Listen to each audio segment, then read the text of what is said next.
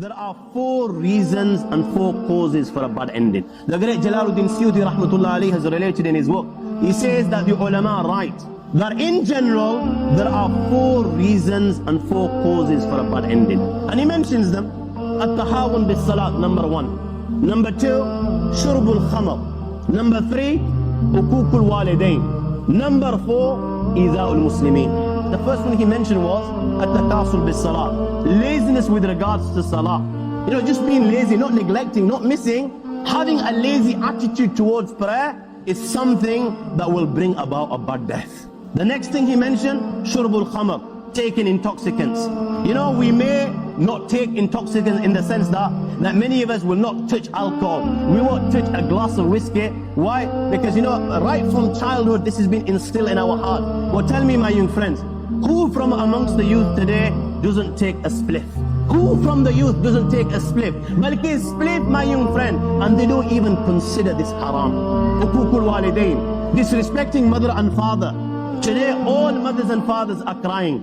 Now they don't even have control over children as young as 5. You know, as young as 5, they will turn around and look up at their mothers and fathers and say, "Yeah, who are you to tell me to do this? Who are you?" They will answer back. The hadith which Hafiz al-Munziri has related in Targhib wa Tarhib on the authority of Awan ibn Hawshim comes to mind. He says, I went to a tribe, there was a tomb near this tribe, and after Asr, this grave opened. And he says, a man came out of this grave. His head was that of a donkey, and his body was that of a human being. He came out of the grave, he hee-hawed 3 times like a donkey. 3 times he hee-hawed like a donkey, and after this he went back inside the grave, and the grave closed. He says, I asked the locals with regards to this individual as to who he was and why Allah was punishing him in this manner. So he says that the locals informed me that this young individual, he would take alcohol, he would drink, he had the habit of drinking.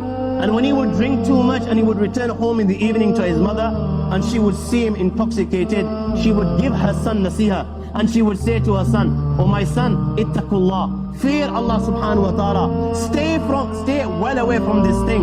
This is the mother of all evils. Oh my son, is a filthy thing. It's from the handicap and works of the shaitan. Oh my son, if you want success, if you want to go to paradise, then don't even go near this. Oh my son, do you not realize that the shaitan through this wants to stop you from the dhikr of Allah and wants to stop you from prayer? When she would give her son the seer in this manner, you know what he would do? He would turn around to his son and mum and say, oh mum, stop hee-hawing like a donkey. The last thing, idha'ul muslimin, troubling the believers in whichever form it may be, whether it's swearing at someone, whether it's bullying someone, irrespective of how you trouble a believer, whatever it may be, this is a cause for a bad death.